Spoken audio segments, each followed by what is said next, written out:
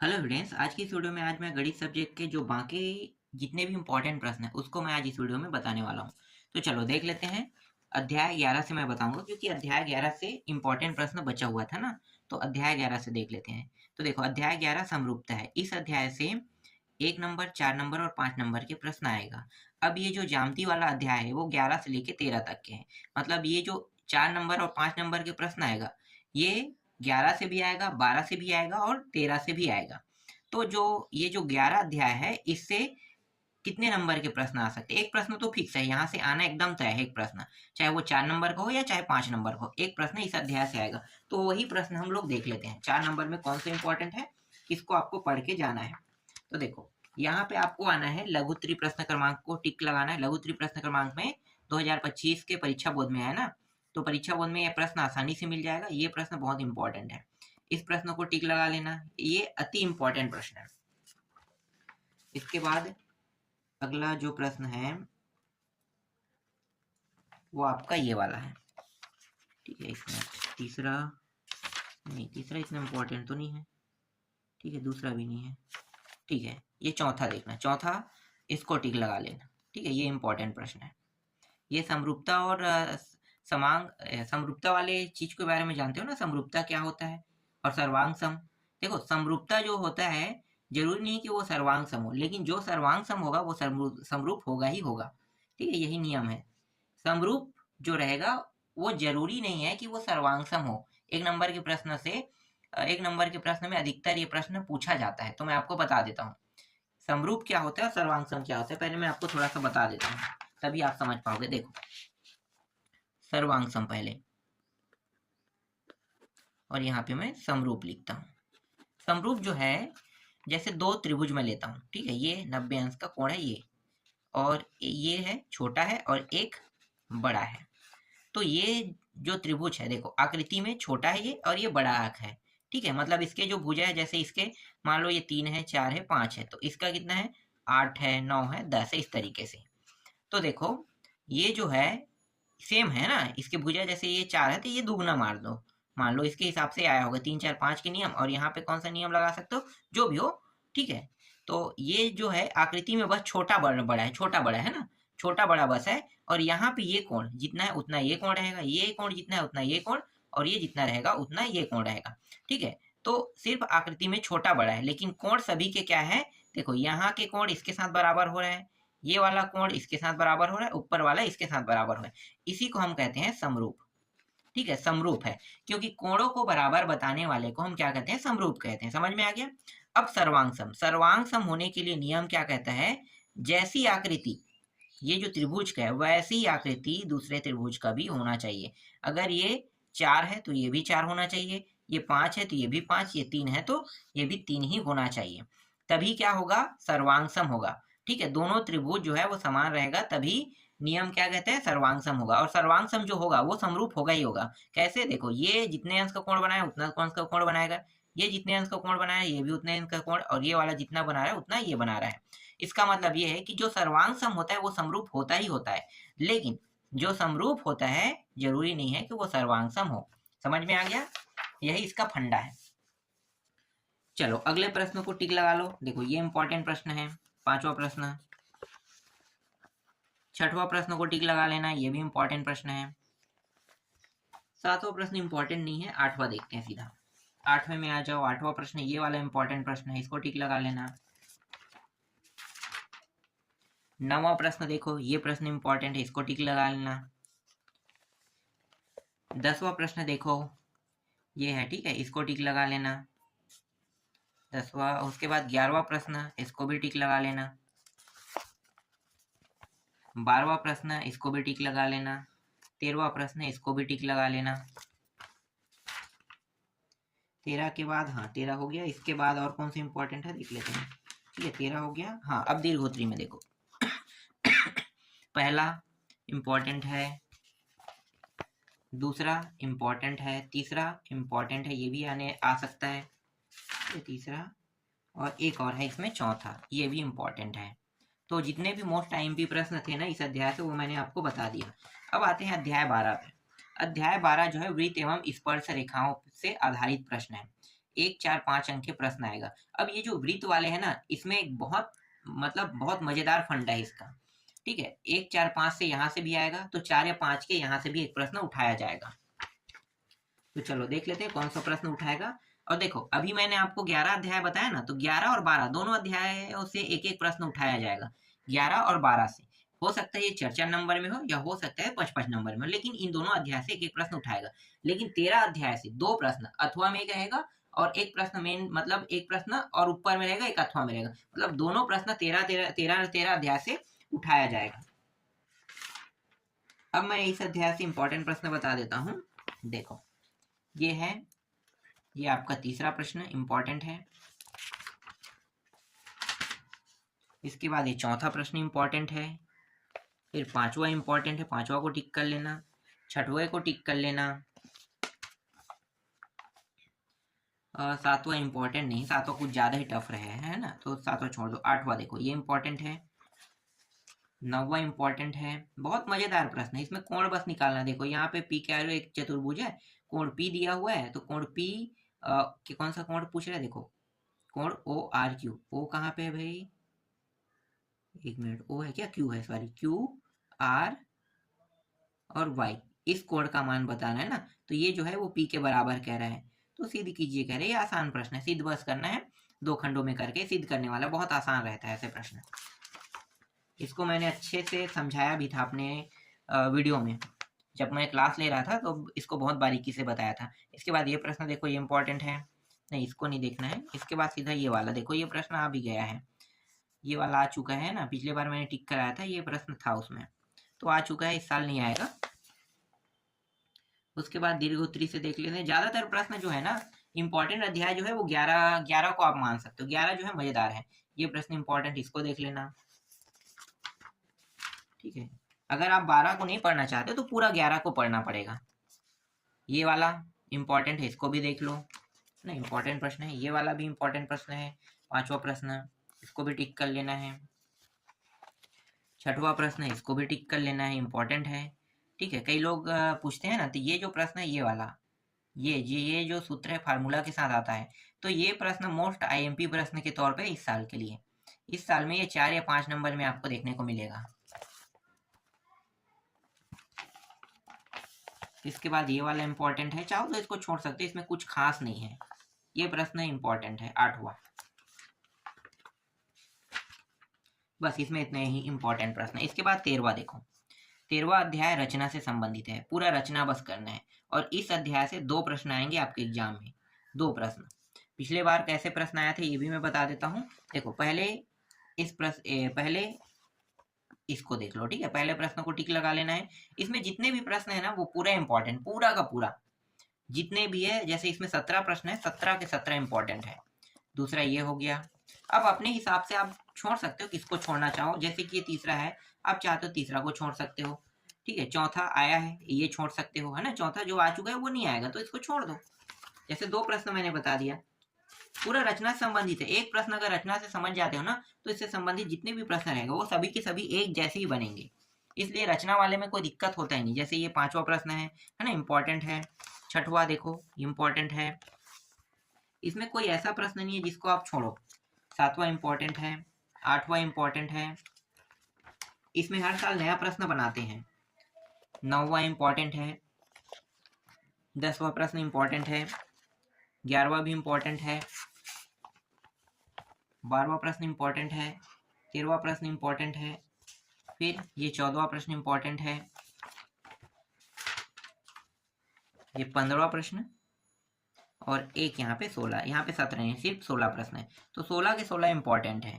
और इसी में ना बहुत मजेदार टॉपिक भी है। देखो ये जब भी आप रचना बनाओगे तो इसमें एक टॉपिक है, कहाँ पे है, हाँ यही तो है। देखो यहाँ पे, देखो यहाँ पे एक शब्द है परिवृत्त, है ना। ये परिवृत्त का मतलब क्या होता है, एक है परिवृत्त है और एक है परिगत वृत्त है। एक मिनट, एक परिगत वृत्त, सॉरी ये परिगत वृत्त है, एक और है नाम ना, मैं अभी आपको दिखाता हूँ। इसमें बहुत मजेदार टॉपिक इसलिए मैं आपको दिखा रहा हूँ। हाँ एक परिवृत्त है, हो गया, और उसी को हम तो परिगत वृत्त कहते हैं ना, और किसी दूसरे को नहीं कहते हैं। और एक को कहते हैं अंतःवृत्त, अंतःवृत्त कहते हैं क्या? एक मिनट मैं देख लेता हूँ। हाँ, अंतःवृत्त कहते हैं। परिवृत्त, परिवृत्त या परिगत वृत्त, और एक होता है अंतःवृत्त होते हैं। ठीक है, अब मैं आपको बताता हूँ। देखो, परिवृत्त का मतलब होता है वृत्त के अंदर, परिवृत्त का मतलब क्या होगा? वृत्त के अंदर त्रिभुज का निर्माण। जैसे देखो, ये वृत्त है ना, ये वृत्त है और ये वृत्त है, और वृत्त के अंदर क्या बना हुआ है? त्रिभुज बना है। यही कहलाता है परिवृत्त कहलाता है, या परिगत वृत्त कहते हैं। ठीक है, सब में वैसा ही है, दिखा देता हूँ मैं। देखो, यहाँ पे परिगत वृत्त लिखा है ना, इसकी रचना करने के लिए। तो देखो, वृत्त के अंदर त्रिभुज बनाना, फिर वृत्त के अंदर यहाँ भी त्रिभुज बन रहा है, ये भी क्या है? परिगत वृत्त है। परिगत खींचे कह रहे हैं, है ना, मतलब वृत्त के अंदर त्रिभुज बनाना। और एक होता है अंतःवृत्त। अंतःवृत्त का मतलब क्या होता है?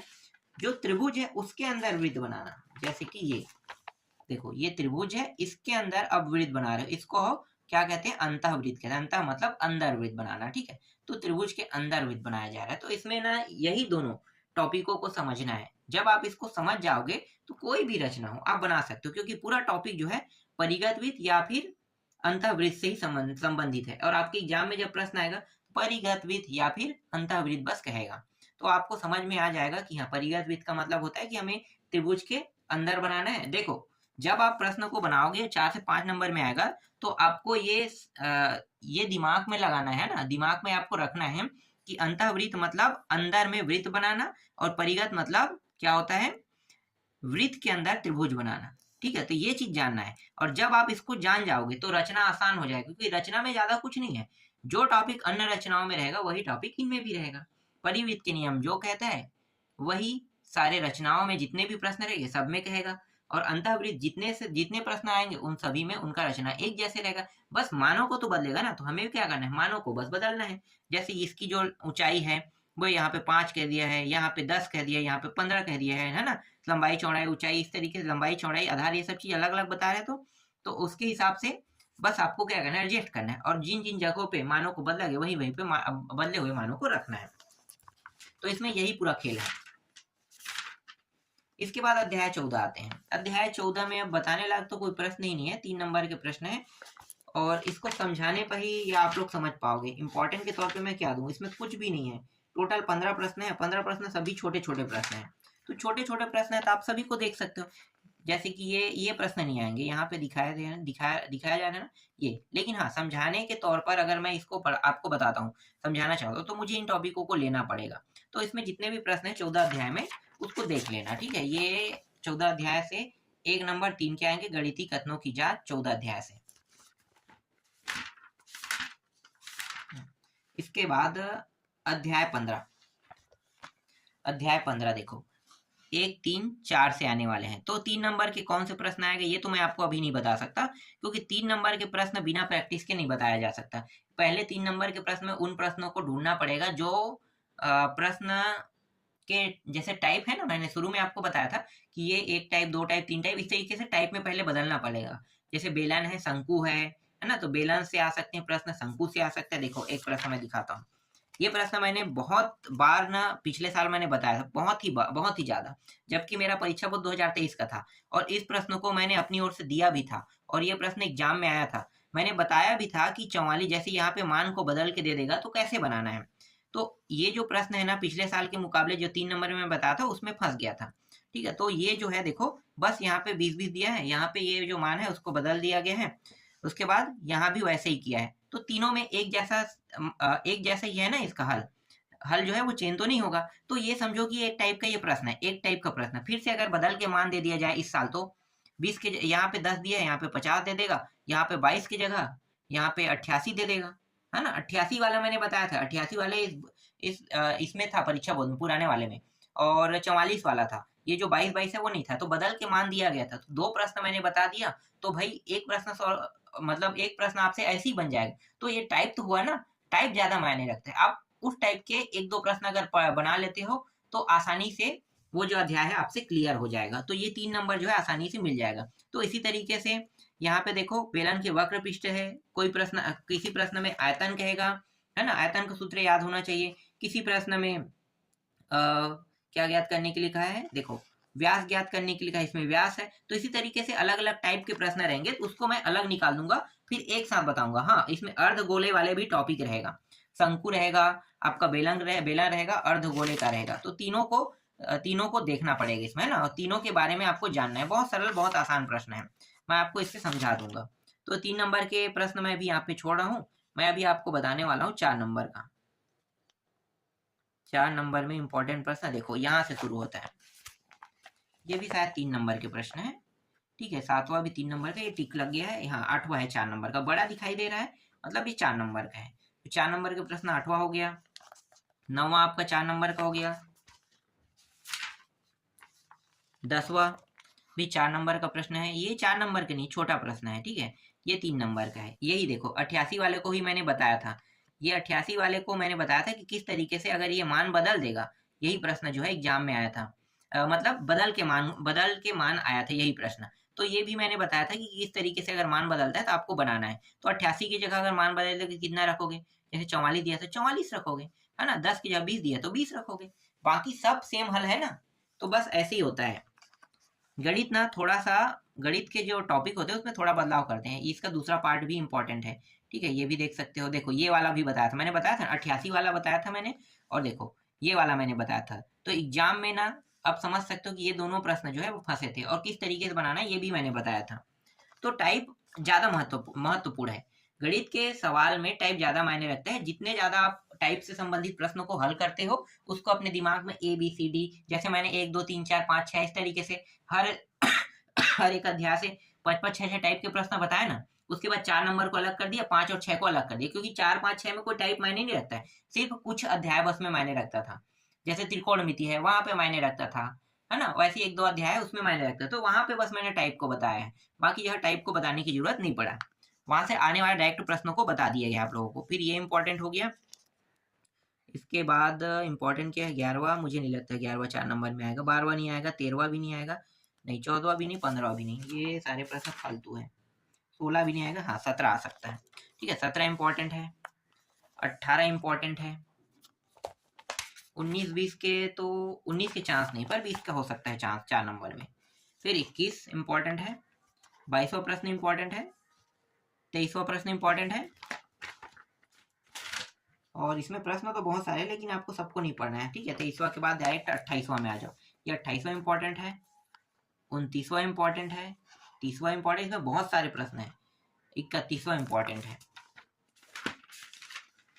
32वां, 32वां, 33वां, देखो 32वां हो गया, 33वां भी हो गया, और ये 35वां भी हो गया है। ये सारे प्रश्न इंपॉर्टेंट के तौर पे रख लेना। जब मैं आपको लाइव क्लास के माध्यम से बताऊंगा तो कुछ मैं वहां पे इरेज कर सकता हूँ, तो ये बेनिफिट मिल सकता है, क्योंकि टाइप बताने से आपको पता चल जाएगा कि कैसे बनाना है। आप लोगों को 10 तक के प्रश्नों को बनाना तो आ गया होगा ना, 1 से 10 तक। बस आपको करना क्या है, वो मैंने सारे टॉपिकों के बारे में मैं बता दिया हूँ कि कैसे आपको उन सारे प्रश्नों को बनाना है ना। तो हर चीज आप लोगों को पता है। अब आते हैं अध्याय 16 पे। 2 और 4 नंबर के प्रश्न आएगा। 2 नंबर के प्रश्न बहुत ही आसान आएगा, बहुत ही आसान। मैं बता दूंगा 2 नंबर का कौन कौन से आएगा। 2 नंबर के प्रश्नों को यहाँ से अभी छोड़ दो, लाइव क्लास में बता दूंगा, ठीक है। हो सकता है तो इसी का लाइव क्लास मैं पहले लूंगा, उसके बाद बाकी जो 11वां 12वां 13वां 14 जो अध्याय है उनका बाद में लूंगा, क्योंकि ये सबसे सरल अध्याय मैं मानता हूँ, सबसे सरल। इसमें जो बड़े प्रश्न है उसको मैं बता देता हूँ। देखो बड़े प्रश्न कौन सा है, ये बड़ा प्रश्न है, ठीक है। पहला इंपॉर्टेंट है, दूसरा इंपॉर्टेंट हो गया, तीसरा इंपॉर्टेंट हो गया बड़े प्रश्नों में, चौथा इंपॉर्टेंट है, ठीक है। इसके बाद पांचवा छोड़ दो, पांचवा कोई इंपॉर्टेंट प्रश्न नहीं है। ठीक है, छठवां देखो ये इंपॉर्टेंट हो गया, और ये 7वां इंपॉर्टेंट है, ये 8वां इंपॉर्टेंट है, 9वां इंपॉर्टेंट है। ये सारे प्रश्नों को देखने की जरूरत नहीं, इसमें ना टाइप में बढ़ जाएगा। ये भी दीर्घ उत्तरी भले प्रश्न है 4 नंबर का, लेकिन 2-3 प्रश्नों को अगर आप समझ जाते हो तो ये आसानी से बन जाएगा। मैं बताऊंगा किस तरीके से आपको बनाना है, ठीक है। ये 11वां प्रश्न इंपॉर्टेंट है, और इसके बाद 12वां को देखने की जरूरत नहीं, सीधा 13वां देखो, 13वां इंपॉर्टेंट है। और तो नहीं है ना इसमें, 13वां और एक प्रश्न और है, 14वां प्रश्न, ये अंतिम प्रश्न है। इतने ही प्रश्नों को आपको देखना है। तो ये सारे प्रश्न जो मैंने अभी आपको बताया वो सारे के सारे मोस्ट IMP प्रश्न है। इन सभी को अपने परीक्षा बोर्ड परीक्षा सार जो भी होगा उसमें अच्छे से टिक लगा लेना, और इन सभी के ज्यादा से ज्यादा प्रैक्टिस करते रहना। तभी आप अपने जो तभी आप जो आपका पेपर होगा ना गणित का, उसमें आप अच्छा नंबर ला पाओगे।